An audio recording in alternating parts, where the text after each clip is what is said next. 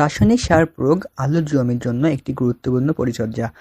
আপনারা যারা আলু চাষ করছেন, এই আলু চাষে ১ বিঘা জমিতে কি পরিমাণে রাসায়নিক সার প্রয়োগ করতে হবে এবং কোন কোন রাসায়নিক সার প্রয়োগ করলে আপনার আলুর ফলন ভালো হবে, এই নিয়ে আজকের ভিডিওতে আমি আপনাদের বিস্তারিত জানানোর চেষ্টা করব।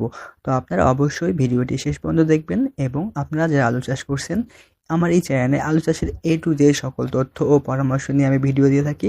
আপনারা চাইলে আমার চ্যানেলটি সাবস্ক্রাইব করে রাখতে পারেন। আলুর জমিতে যে সকল রাসায়নিক সার প্রয়োগ করতে হয় তার মধ্যে প্রধান একটি সার হচ্ছে পটাশ সার। এই সারটাকে আমাদের গ্রামের ভাষায় লাল সারও বলা হয়ে থাকে। এই পটাশ সার অবশ্যই আপনারা আপনার জমিতে প্রয়োগ করবেন।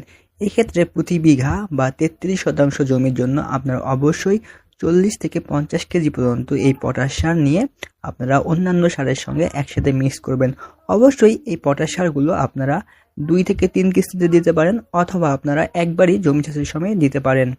এই পটাশ সারের পাশাপাশি 1 বিঘা জমির জন্য আমরা এই ডিএপি সার বা যেটাকে ঢ্যাপ সার বলা থাকে, এই সারটি দেখতে একটু কালচে কালারের বা মাটি কালারের হয়ে থাকে।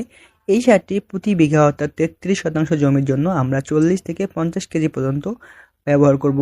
আমরা এই সারটিও একসাথে মিক্স করব, আমাদের পটাশ সার, তারপরে এই ইউরিয়া সার এবং ডিএপি সার বা ঢ্যাপ সার, এগুলো একসাথে মিক্স করব। তো আমরা একটা কম্বো প্যাকেজ তৈরি করতেছি যেন সবগুলো সার আমরা একসাথে নিতে পারি। আপনারা ভিডিওতে দেখতে পাচ্ছেন যে আমরা এই ঢ্যাপ সারগুলো এই পটাশ সারের সঙ্গে মিক্স করতেছি। বন্ধুরা, এই ঢ্যাপ সারের পরবর্তীতে আমরা আমাদের জমিতে ইউরিয়া সার প্রয়োগ করব। আর ইউরিয়া সার আমরা একবারে আমাদের জমিতে প্রয়োগ করব না, আমরা 2 থেকে 3 কিস্তিতে ইউরিয়া সার প্রয়োগ করব।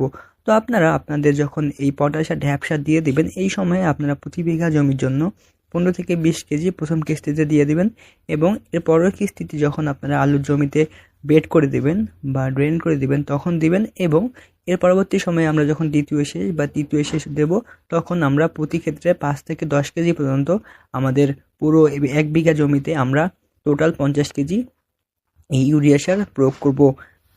এর পাশাপাশি আমরা প্রতি বিঘা জমির জন্য 3 থেকে 4 কেজি ডলার জিঙ্ক বা যেটাকে জিঙ্ক বলা হয়, এই জিঙ্ক এবং এর সাথে অবশ্যই ম্যাগনেসিয়াম, যেটা দেখতে চিনির দানার মতো, এই ম্যাগনেসিয়াম প্রতি বিঘা জমির জন্য 4 থেকে 5 কেজি এবং যেটা বোরাক সার বা যেটাকে বোরন সার, যেটা মাটিতে প্রদান করা হয়, এই বোরন সার যদি প্রতি বিঘা জমির জন্য আমরা 2 থেকে 3 কেজি একসাথে নিয়ে যদি সব সার আমরা মিক্স করে আমাদের জমিতে, যদি আমরা জমি চাষের সময় অথবা আমরা আলু জমিতে রোপণ করার পরবর্তী সময় যে পাবান্দা দিয়ে থাকি, এই পাবান্দা দেওয়ার সময় যদি আমরা আমাদের জমিতে প্রয়োগ করি তাহলে কিন্তু আমাদের আলুর আদর্শ সার প্রদান করা হয়ে যাবে।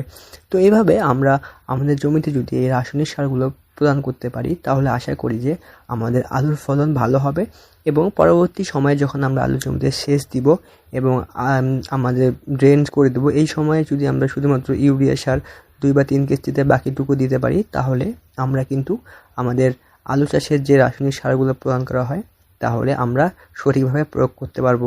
এবং আলু চাষে লাভবান হতে চাইলে অবশ্যই আপনারা যখন আলুর জমি প্রস্তুত করবেন সেই সময়ে কিন্তু আপনাদের পর্যাপ্ত পরিমাণে জৈব সার, যেমন গোবর সার অথবা যে মুরগির যে শুকনো বিষটা আছে এই শুকনো বিষটা, অথবা যদি আপনারা এই তামাকের গুঁড়া বা গদ্দা প্রদান করেন সেক্ষেত্রেও কিন্তু আপনাদের আলু চাষে লাভবান হওয়ার সম্ভাবনা থাকবে। তো আশা করি ভিডিওটি আপনাদের উপকারে আসবে। সেই সাথে আপনারা যে আলু চাষ করছেন অবশ্যই আমার চ্যানেলটি সাবস্ক্রাইব করে রাখবেন। আমি এই চ্যানেলে আলু চাষের নিয়মিত ভিডিও আপলোড করতে থাকবো এবং ইতিপূর্বে আলু চাষে অনেকগুলো ভিডিও আপলোড করেছি। আশা করি ভিডিওগুলো দেখলে আপনাদের উপকার হবে এবং আলু চাষে সহ যে কোনো সবজি চাষ নিয়ে যে কোনো মতামত ও যদি আপনাদের কোনো পরামর্শ দেওয়ার থাকে সেটা অবশ্যই আমাকে কমেন্ট করে জানিয়ে দেবেন এবং আমার সঙ্গেই থাকবেন। আপনাদের সবাইকে অসংখ্য ধন্যবাদ।